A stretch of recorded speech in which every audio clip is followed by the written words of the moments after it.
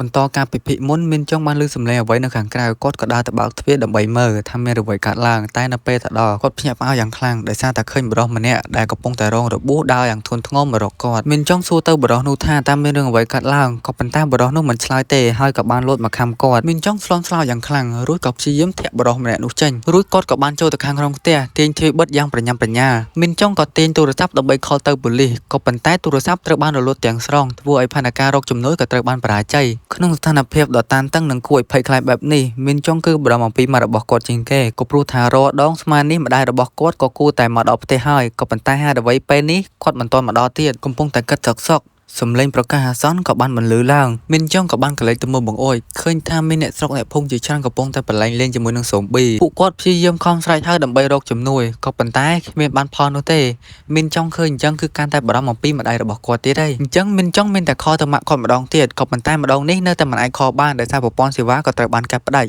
គាត់សង្ឃឹមថាម៉ាក់របស់គាត់នឹងមិនកាត់អីទៅចោះបន្ទាប់ពីហេតុការណ៍ត្រូវបានស្ងប់ស្ងាត់បន្តិចមានចង់ក៏បើកទូរទស្សន៍មើលដើម្បីដឹងពីហេតុការណ៍ក្នុងពេលបច្ចុប្បន្ននេះដោយនៅក្នុងព័ត៌មាននោះគេបាននិយាយថាមានការនៃកិច្ចកម្មបានកើតឡើងបន្ទាប់គ្នាដែលធ្វើឲ្យមានភាពវឹកវរទូទាំងប្រទេសកូរ៉េតែម្ដងក៏ប៉ុន្តែអ្នកដែលបង្កហេតុគឺគេមិនទាន់អាចកំណត់អត្តសញ្ញាណបាននៅឡើយនោះទេរដ្ឋាភិបាលបានចាត់ទុកថានេះជាការនៃកិច្ចកម្មបែបអនាធិបតេយ្យបច្ចុប្បន្នកំពុងតែដុតដៃដុតជើងរកមូលហេតុរួមទាំងវែកមុខរកជនដៃដល់នៅពីក្រោយនេះផងដែរទោះជាយ៉ាងណាក្តីស៊ុំប៊ីមួយចំនួនធំបានវាយចូលទីក្រុងធំនិងទីក្រុងតូចបាត់ទៅហើយរាជកងកម្លាំងយោធាក៏បានចុះទៅអន្តរាគមន៍ដែរក៏ប៉ុន្តែស្ថានភាពគឺពិបាកគ្រប់គ្រងខ្លាំងមែនទែនបន្ទាប់ពីស្ដាប់ព័ត៌មានហើយមានចង់គាត់គិតថារឿងនេះគឺមិនសមហេតុផលនោះទេការនៃកិច្ចកម្មណាអញ្ចឹងស៊ុំប៊ីឡើងអុកលុកទីក្រុងហើយនៅថាការនៃកិច្ចកម្មទៀតដោយអសមហេតុផលសោះឬមួយវាគឺជាមេរោគស៊ុំប៊ីវ៉ាពិភពលោកឥឡូវគឺលលាយដល់ថ្នាក់ហ្នឹងត្រឹមតែមួយថ្ងៃសោះពីសេអូដល់ប៊ូសានត្រូវខ្ទេចត្រឹមតែមួយថ្ងៃគ្មានសល់ហើយដោយសារតែភ័យខ្លាចតែស៊ុំប៊ីនឹងអាចវាលោកដល់បន្ទប់របស់គាត់នៅអញ្ចឹងគាត់ក៏ទៅបញ្ញាទៅបិទទ្វារនៅខាងក្រៅផ្ទះបន្ទាប់ពីបិទទ្វារហើយមានចង់ក៏មកមើលព័ត៌មានបន្តទៀតតែនៅពេលដែលគាត់កំពុងតែមើលសុកហ្នឹងស្រាប់តែស្ថានីយ៍ទូរទស្សន៍ក៏ត្រូវបានពួកស៊ុំប៊ីនោះវាយលុកផងដែរដែលធ្វើឲ្យប៉ុស្តិ៍ទូរទស្សន៍ដែលគាត់កំពុងតែមើលហ្នឹងក៏ត្រូវបានផ្ដាច់តែម្ដងហើយដោយសារតែមានចង់អត់មានទូទាស់មើលអញ្ចឹងមានតែដេកគិតអំពីជំហានបន្ទាប់ដែលខ្លួនត្រូវធ្វើដោយមានចង់ក៏បានគិតថាដើម្បីរស់បានក្នុងស្ថានភាពបែបនេះគាត់មានតែដើរ survival ក្នុងទីក្រុងដើម្បីរកស្បៀងនោះទេបើគាត់មិនក្លាហានគាត់មិនអាចរស់បានក្នុងស្ថានភាពបែបនេះឡើយដោយបច្ចុប្បន្ននៅក្នុងផ្ទះរបស់គាត់មានមីកញ្ចប់4មានមីចាន6និងទឹកតែ3ដបតែទឹកម៉ាស៊ីននៅដំណើរការអញ្ចឹងអាចច្រកទុកបានរីឯហ្គាសក៏នៅដំណើរការដូចគ្នាហើយផ្អែកតាមរបស់ទាំងអស់នេះបើគាត់ប្រាំសំចៃគាត់អាចរស់បានមួយខែពេញតែអ្វីដែលសំខាន់បំផុតនោះគឺម៉ាក់របស់គាត់សង្ឃឹមថាម៉ាក់របស់គាត់មិនកាត់អីទៅចោះដោយសារតែពេលនេះគាត់អាចតាក់ទងទៅម៉ាក់របស់គាត់បានទេកំពុងតែគិតសុកស្រាប់តែមានសំឡេងជើងអូសយ៉ាងធ្ងន់នៅជាន់ខាងលើផ្ទះរបស់គាត់មានចង់បើកភ្នែកធំយ៉ាងភ័យខ្លាចរួចក៏បានគិតដល់អំពីបងប្រុសម្នាក់ដែលរស់នៅជាន់ខាងលើផ្ទះរបស់គាត់មិនចាំយូរមានចង់ក៏បានទៅពិនិត្យនៅជាន់ខាងលើក៏ប៉ុន្តែនៅពេលដែលគាត់ទៅដល់ស្រាប់តែឃើញទ្វារនៅខាងលើគឺបើកចំហគាត់ក៏ដើរចូលទ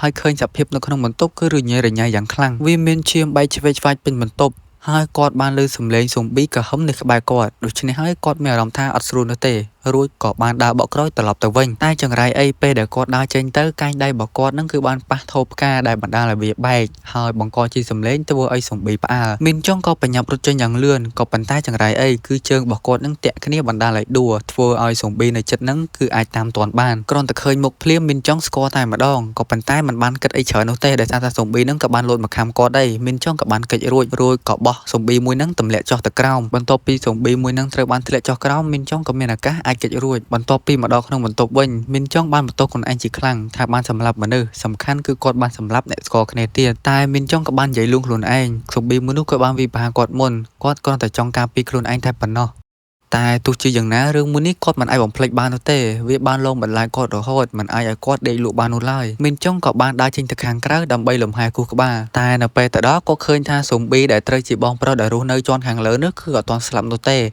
តែយ៉ាងណាគាត់ក៏នៅតែមិនអាចជួយអ្វីបាននោះឡើយបានត្រឹមតែដើរចាក់ចេញទៅទាំងសុំទោសហើយឥឡូវនេះគឺ3ថ្ងៃបានកន្លងផុតទៅហើយបន្ទាប់ពីទីក្រុងបានត្រូវស៊ុំប៊ីវាលោកយកមានចង់កំពុងតែអង្គុយភ័យខ្លាចថាប្រព័ន្ធហ្គាសគឺត្រូវបានគេកាត់ផ្ដាច់ដូច្នេះមានតែថ្ងៃស្អែកគាត់ចេញដំណើរទៅរកចំណីដោយខ្លួនឯងបន្ថែមកំពុងអង្គុយគិតម្នាក់ឯងសុកទូរស័ព្ទរបស់គាត់ក៏បានរោនេះគឺជាលេខទូរស័ព្ទម៉ាក់គាត់កំពុងតែខលមកមានចង់ក៏ព្យាយាមបញ្ញាលើកទូរស័ព្ទម៉ាក់គាត់យ៉ាងលឿនតាមរយៈការនិយាយរបស់ម៉ាក់មានចង់យើងបានដឹងថាម៉ាក់មានចង់ឥឡូវហ្នឹងក៏កំពុងតែលាក់ខ្លួនម្នាក់ឯងនៅក្នុងផ្ទះហើយកាលពីម្សិលមិញមានក្រុមទាហានបានជួយចម្លៀសខ្លួនម៉ាក់ឥឡូវនេះម៉ាក់គឺ មានសុវត្ថិភាពនៅឡើយទេដែលកំពុងតែលាក់ខ្លួននៅក្នុងតំបន់ស៊ីណាមហើយម៉ាក់មីនចុងក៏ឆ្លៀតផ្ដែផ្ដាំឲ្យមីនចុងមើលថែខ្លួនផងចាំគាត់ឲ្យក្រុមទាហានដើម្បីជួយសង្គ្រោះមីនចុងក៏ប៉ុន្តែគាត់និយាយថានៅតំបន់សេអ៊ូគឺនិយាយបានត្រឹមនេះទូរស័ព្ទរបស់គាត់ក៏ត្រូវបានផ្ដាច់តែម្ដងមីនចុងគិតក្នុងចិត្តទាំងតក់ស្លុតនៅស៊ីណាមមានជំរកដ៏សុវត្ថិភាពតែចុះសេអ៊ូលមានរឿងអ្វីកើតឡើងឲ្យប្រកាសនៅសេអ៊ូលតែពេលនេះមីនចុងនិយាយទាំងត្រេកអរព្រោះថានៅពេលនេះទូរស័ព្ទរបស់គាត់មានសេវាវិញហើយគាត់បានអូសមើលក្នុងការុបឃើញតាំងពី1ម៉ោងមុនដោយនៅក្នុងការុបឆាតមួយហ្នឹងគឺមីនចុងបានអូសឃើញមិត្តភ័ក្តិរបស់គេ2នាក់ដូចជាភ្យងជុលនិងសុនហូបាននិយាយគ្នាលេងកាលពីយប់ថ្ងៃដំបូងមកម្លេះដែលពួកគេកំពុងតែច្បុកច្បល់និងមិនជឿអំពីការកើតហេតុអំពីរឿងស៊ូប៊ីទាំងនោះទេអ្នកខ្លះគេគិតថាគ្រាន់តែជារឿងកំ pl ែងគ្រាន់តែជាព័ត៌មានធម្មតាតែប៉ុណ្ណោះក៏ប៉ុន្តែសម្រាប់មីនចុងវិញនៅពេលដែលគាត់ឃើញសារទាំងអស់ហ្នឹងគឺគាត់បាននឹករលឹកទៅដល់ហាន់យេណាតើនៅពេលនេះសុខទុក្ខនាងគឺយ៉ាងណាដែរឥឡូវសាច់រឿងគេបានរំលឹកទៅអតីតកាលបន្តិចគ្រាមួយដែលមីនចុងនិងគ្នាកំពុងតែផឹកស៊ីសើចសប្បាយនៅក្នុងផ្ទះរបស់មីនចុងដែលអបិភ្យងជុំវាបាននិយាយថាវាបានជួបយេណាដោយយេណានឹងសុំយើងឲ្យជួយណែនាំអញទៅកាន់នាងមីនចុងតបទាំងហួសចិត្តព្រោះមិនសូវជឿនាងមិនដឹងទេមែនថាអញមានសង្សារហើយតែពេលហ្នឹងអបិសុងហូនៅចិត្តហ្នឹងក៏បានលូកមាត់តែនាងមកមែនអត់អញឮសូរថានាងអត់ចូលចិត្តណាគេខិចឯណាជាពិសេសទីអបិមីនចុងហ្នឹងហ្មងតែថាអបិភ្យងជុំហ្នឹងវាបានតែ location ឲ្យយេណានាងដើរមកកាន់ទីនេះបាត់ហើយមីនចុងគ្រាន់តែឮអញ្ចឹងភ័យបដ ாய் ហើយនិយាយមិនទាន់ចប់ពីមាត់ផងយេណានាងក៏បានដើរមកដល់តែម្ដងអបិភ្យងជុំក៏ហៅយេណាឲ្យចូលមកខាងក្នុងហើយសួរថាមិនដែរកន្លែមីនចុងហ្នឹងកប់សេរីអត់អបិភ្យងជុំនិយាយបណ្ដារុញស្មាយេណាឲ្យចូលទៅខាងក្នុងបណ្ដាហើយអារឿងដែលពួកឯងសរគ្នាតាម Instagram ហ្នឹងហ្នឹងឯណានិយាយគ្នាទៅតែយេណានាងគ្រាន់តែឮអបិភ្យងជុំនិយាយអញ្ចឹងភ្លាមនាងមានអារម្មណ៍អត់ស្រួលទៅទេ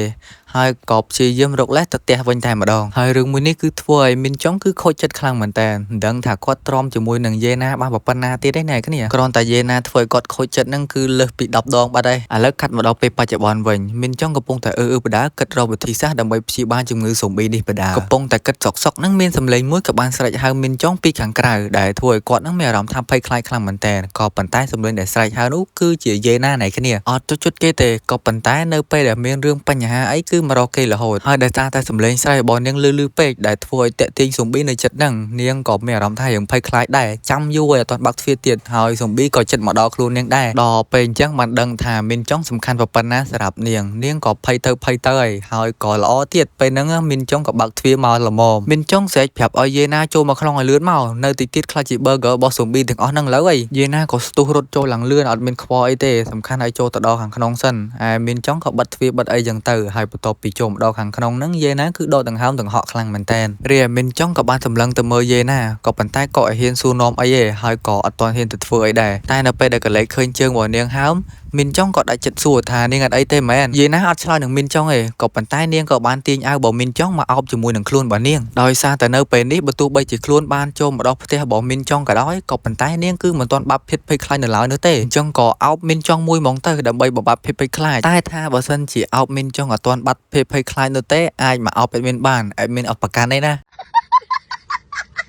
ហើយសាច់រឿងរបស់យើងគឺមានតែប៉ុណ្្នឹងទេណែគ្នានៅថ្ងៃហ្នឹងបើណែគ្នាចិត្តល្អអាច donate មក admin បាន admin អត់ប្រកាន់ទេណាហើយកុំភ្លេចញ៉ាំបាយទៀងទាត់ដេកឲ្យបានគ្រប់គ្រាន់ផងពីខ្ញុំបាន Blue Sky មានតែប៉ុណ្្នឹងទេណែគ្នាបាយបាយ